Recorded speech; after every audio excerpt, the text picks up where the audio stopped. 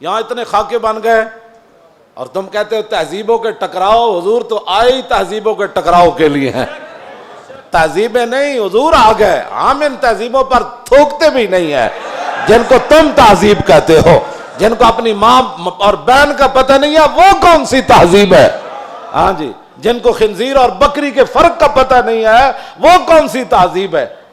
بزدلو، جو دین کی ترجمانی نہیں ہوتی تو پھر ایسے لوگوں کو میدان میں لاؤ جو دین کی ترجمانی کر سکے. دین کے لبادے بھی اوڑے ہوئے اور جناب بڑے بڑے جبے اور دستاریں بھی تم نے پہنی ہوئی ہیں اور حضور کی عزت پر بات نہیں کر سکتے تم. اور تمہاری یہ عزتیں کس کے لیے ہیں؟ سنو، یہ سارے بہت سارے لوگوں کے مرید ہوتے ہیں اور میرے بارے میں پھر کہتے ہیں آپ نے ہمارے پیر کے بارے میں. میں تو پیر فقیر کے بارے میں بات کرتا ہی نہیں ہوں. داتا صاحب کتنے بڑے پیر ہیں. داتا صاحب نے پتہ کیا لکھا؟ ولی کی ساری زندگی نبی کے ایک سانس کے برابر نہیں ہے.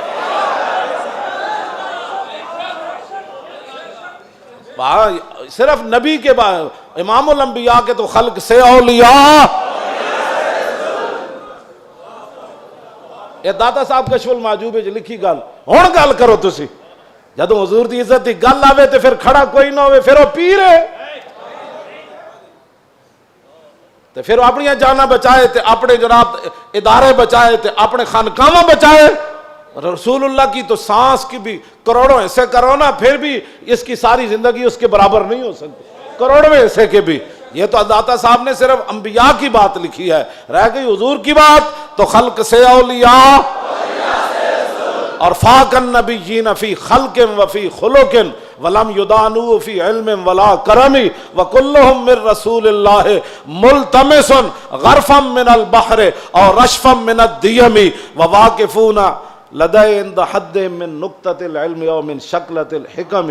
ایدہ تو میں ترجمہ نہیں کر سکتا انبیاء دی عظمت دی وجہ. امام بوسیری گل کتھے جا کے کی تھی کہ حضور دی شان کتھے جا کے ہے. فرمایا سارے انبیاء اور رسل حضور سے یہ عرض کرتے رہے کہ حضور اپنے کرم کا ایک چھینٹا ہمیں بھی عطا فرما.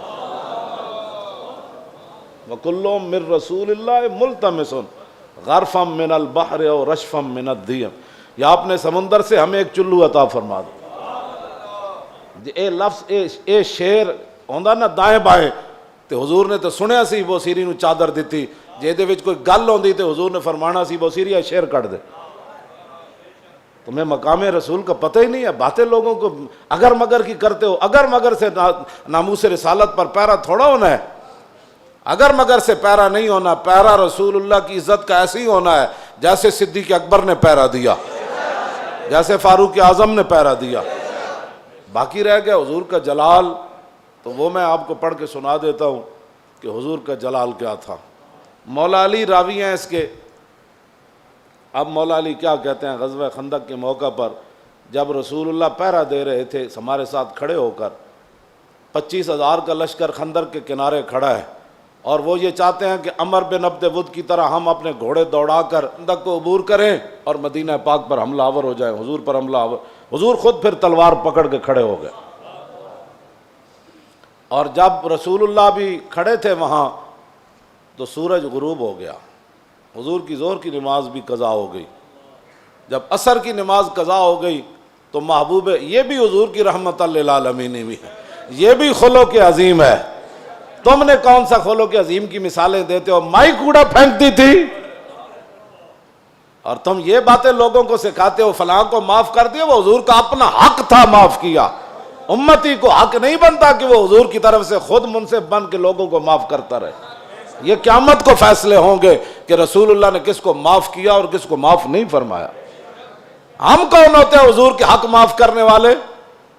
اب جب سورج غروب ہو گیا تو ذرا سنیں حضور کا دعائے جلال کیا تھی.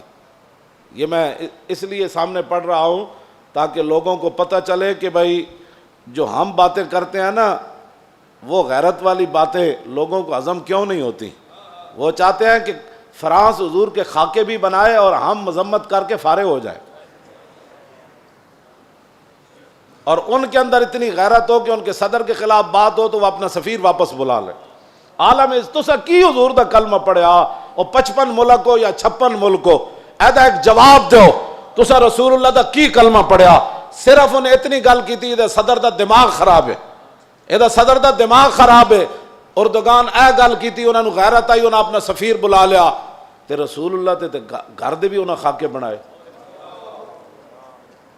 تساں کی غیرت کی تھی؟ اور جڑے غیرت دا سی سبق دیندے ہاں، تسی فرانس دے خلاف ساڑھے مسیطہ تے حملے کرنے ہو، علماء دے تسی جلوس بند کیتے، نہیں جی اجازت نہیں ہے، حالات نہیں ٹھیک۔ اور کیڑے حالات اسی بنائے؟ تساں بنائے حالات خراب، تساں یہود و نصارہ دی ایجنٹی کی تھی، تساں چوڑی بار بھیجی اور تساں چوڑی بار بھیجی، اور پھر تم نے اس پر فخر بھی کیا، تم نے اس پر فخر بھی کیا۔ ہمیں حضور کی غلامی پر بھی فخر ہے اور ممتاز قادری کے عمل پر بھی فخر ہے، غازی ظہیر کے عمل پر بھی فخر ہے، اور غازی عبداللہ کے عمل پر بھی فخر ہے کہ اس نے گستاخ کو پکڑ کر ایسے گردن کاٹ دی، اس پر بھی ہمیں فخر ہے۔ اور فرانس کے اندر جو کچھ مسلمان اپنی بساط کے مطابق گستاخان کے خلاف کر رہے ہیں، ہمیں اس پر بھی فخر ہے، ہمیں اس پر بھی فخر ہے، ہمیں اس پر فخر ہے، ہم ان کے ساتھ ہیں۔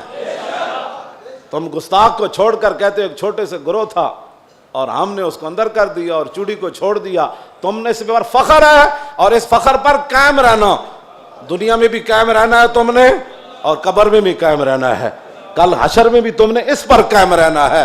اور ہم دنیا میں بھی قائم کھڑے ہیں کہ ممتاز قادری کے ساتھ کھڑے ہیں، ہم تمام غازیان اسلام کے ساتھ کھڑے ہیں، ہاں جی تمام محافظان ناموس رسالت کے ساتھ کھڑے ہیں، ہم اس پر فخر ہے، اور ہم کل قبر کے اندر بھی ہمیں اس پر فخر ہے، اور کل قیامت والے دن تو پھر بات ہی رسول اللہ کی ہے۔ حضور کا جلال دیکھیں، حضور کا جلال دیکھیں، حضور نے کیا فرمایا جب سورج غروب ہو گیا تو انا علی، مولا علی کہتے ہیں ان رسول اللہ صلی اللہ علیہ وسلم قال یوم الخندق ملا اللہ بیوتہم وقبورہم نارا کما شغلونی عن الصلاۃ الوسطی حتی غابت الشمس۔ مولا علی فرماتے ہیں جب سورج بالکل قریب جا پہنچا اور غروب ہونے کے جب قریب ہوا تو حضور نے اس وقت کیا فرمایا، یا اللہ انہوں نے ہمیں عصر کی نماز نہیں پڑھنے دی، اب ان کا کیا علاج ہے؟ یا اللہ ان کے گھر بھی ان کی قبریں بھی آگ سے بھر دے۔ یہ بھی تو بتاؤ نا خلق عظیم، یہ بھی لوگوں کو بتاؤ۔ کہتے حضور نے یہ جملہ فرمایا ادھر سورج غروب ہو گئے، تو یہ بھی بتاؤ کہ رسول اللہ نے کیا بات فرمائی پھر اس موقع پر۔ یہ تم نے حدیثیں سنائی ہوتی نا تو کسی کافر کی جرت نہیں تھی کہ وہ حضور کے بارے میں بات کرتا۔